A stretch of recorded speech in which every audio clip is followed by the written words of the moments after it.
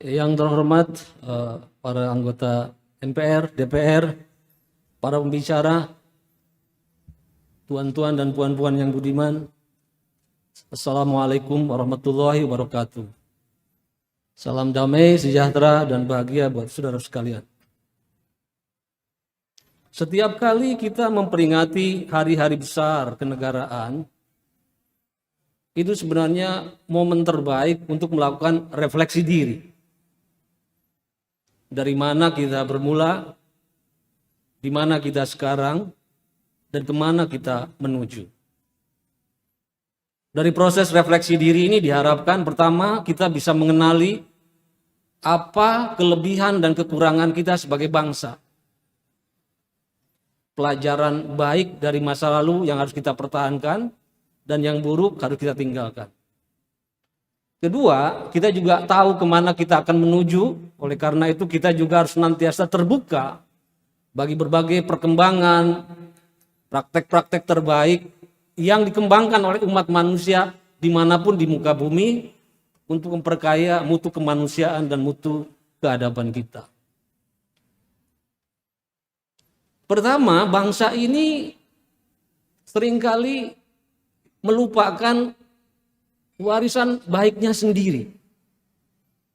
Kalau kita bicara 1 Juni, itu sebenarnya mercusuar tentang tingginya tingkat pemahaman dan tingkat kebudayaan kita waktu itu. Ketika sekarang Eropa dan banyak negara bahkan termasuk Amerika tergagap-gagap menghadapi dinamika arus globalisasi dan penetrasi antar peradaban dan perjumpaan antar manusia karena gelombang imigran dan lain-lain mulai tergagap-gagap.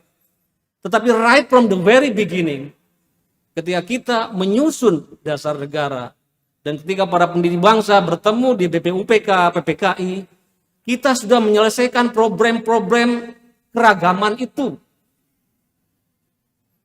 Nah, kalau kita lihat dari korpus pembentuk Pancasila dan Konstitusi, dari 68 anggota BPUPK, itu sudah mencerminkan segala keragaman yang ada pada dirinya hari ini. Jadi saya senang ya, di antara pembicara ini ada Romo Magnis, ada Cinta Laura. Tapi kalau saya tanya, di anggota BPUPK ini kira-kira orang yang mewakili genre Romo Magnis dan Cinta Laura ini ada apa enggak? Ada enggak? Anggota BPUPK yang mewakili keturunan Eropa, ada enggak? Ada. Itu misalnya Dahler. Tadi di sini ada sahabat saya dari keturunan Arab. Kalau saya tanya, ada enggak orang-orang keturunan Arab di BPUPK? Ada. Kalau saya tanya tadi di sana ada orang yang keturunan Tionghoa, saya tanya, ada enggak di BPUPK wakil keturunan Tionghoa? Ada 4 orang. Gitu.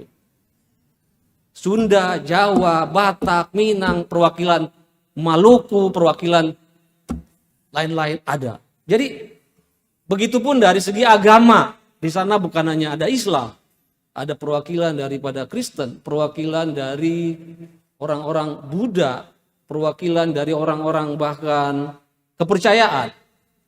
Tentu saja Katolik perkecualian karena memang sebagai imam tidak boleh berpolitik gitu ya.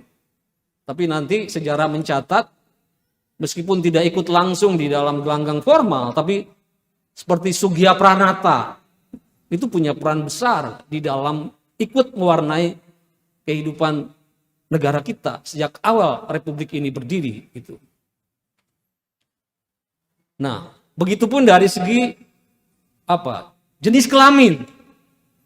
Di sana ada perempuan juga. Maria Ulpas Santoso dan Nyonya Sunario. Dari golongan-golongan Panggreh Paja, dari golongan-golongan biasa. Semua sudah terwakili di dalam korpus bentuk konstitusi kita.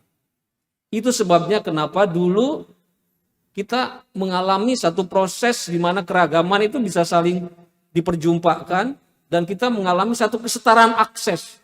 Bahwa orang dari latar belakang apapun, sejauh dia berprestasi, selalu dia punya integriti, dia boleh ikut menentukan jalannya Republik ini. Makanya Indonesia juga tidak punya dosa bawaan di dalam politiknya. Kita pernah punya kepala pemerintahan yang beragama non-Islam. Mungkin kita sudah lupa ya. Kita pernah punya Perdana Menteri beragama Kristen namanya Amir Syarifuddin Harahap. Kita pernah punya kepala pemerintahan non-Jawa. Kalau presiden ada Habibie, tapi kalau Perdana Menteri banyak sekali. Kita pernah punya kepala pemerintahan wanita. Ini sesuatu yang bahkan Amerika sendiri belum sepenuhnya bisa mencapai mimpi-mimpi itu. Gitu. Nah jadi ketika kita sekarang bergerak 77 tahun kemudian, apakah warisan baik ini bisa kita pertahankan atau tidak? Karena seringkali kita ini kan sering yang baik tidak kita pertahankan, tapi yang buruk kita pertahankan. Itu masalahnya.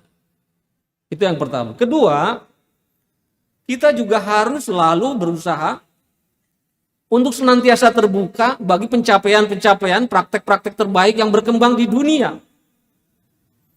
Sebagai contoh ya, kita bandingkan Indonesia itu dengan negara-negara yang sekarang sedang rising.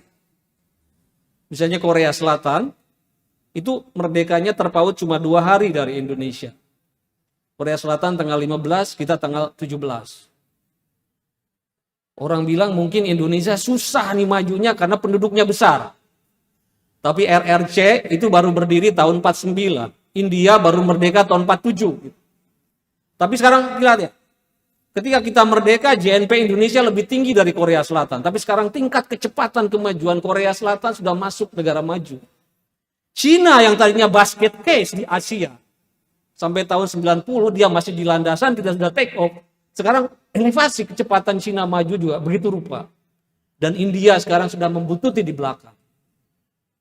Nah, Indonesia banyak pencapaian tentu dalam 73 tahun setelah Pancasila dirumuskan.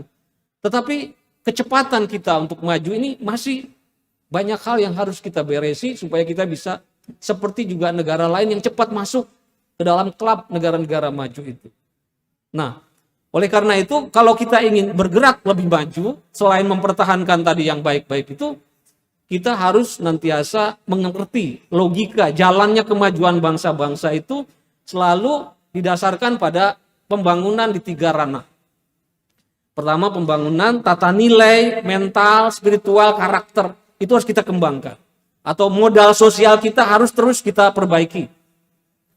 Negara mau superpower kayak Amerika, pusat alutsista, pusat medis, pusat ilmu pengetahuan, tapi kalau budaya keluargaannya mulai robek, polarisasi sosial terjadi, Amerika menjadi korban pesakitan. Di pandemi ini menjadi terhuyung-huyung dengan korban yang luar biasa besar setelah Perang Dunia 1 dan 2 itu mungkin Amerika sekarang. Dan bahkan katanya sekarang di Amerika kalau orang naik lift dan tahu satu pendukung Demokrat, satu partai Republik, itu bisa saling tidak tegur sapa. Untuk pertama kali Amerika sebagai superpower sekarang mengalami robekan-robekan internal yang bisa mengganggu keberlangsungan bangsa itu. Nah kedua, gerak maju suatu bangsa ditentukan oleh kemampuan governance-nya, tata kelolanya. Tidak ada negara yang bangkrut hanya kurang adidaya atau kurang sumber daya. Negara yang bangkrut itu mismanagement. Salah ngurus lembaga perwakilannya, salah ngurus pemilunya, salah ngurus otonominya, salah ngurus tata kelola ekonomi dan lain-lain.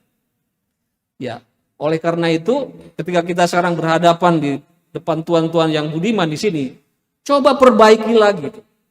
Kita revisi lagi, kita perbaiki lagi sistem konstitusi kita, sistem perundang-undangan kita, sistem pemilu kita, sistem hubungan pusat dan daerah kita harus seperti apa. Karena kemudian tata kelola ada satu enabler yang memungkinkan nilai-nilai ideal itu bisa direalisasikan. Yang ketiga, gerak maju suatu bangsa ditentukan oleh kemampuan namanya tata sejahteranya, pembangunan ekonomi dan kesejahteraan. Yang kita kendaki adalah pembangunan ekonomi kesejahteraan yang berkeadilan dan berkemakmuran. Adil itu cara membaginya. Jadi keadilan sosial itu justice in terms of distribution of wealth, opportunities, and privilege. Jadi keadilan dalam mendistribusikan harta, kesempatan-kesempatan, akses terhadap pendidikan, kesehatan, perbankan, pekerjaan, permodalan, itu juga harus didistribusikan secara berkeadilan. Yang ketiga adalah privilege sosial, kehormatan sosial. Bahwa negara ini bukan hanya milikku, konco-koncoku. Ya.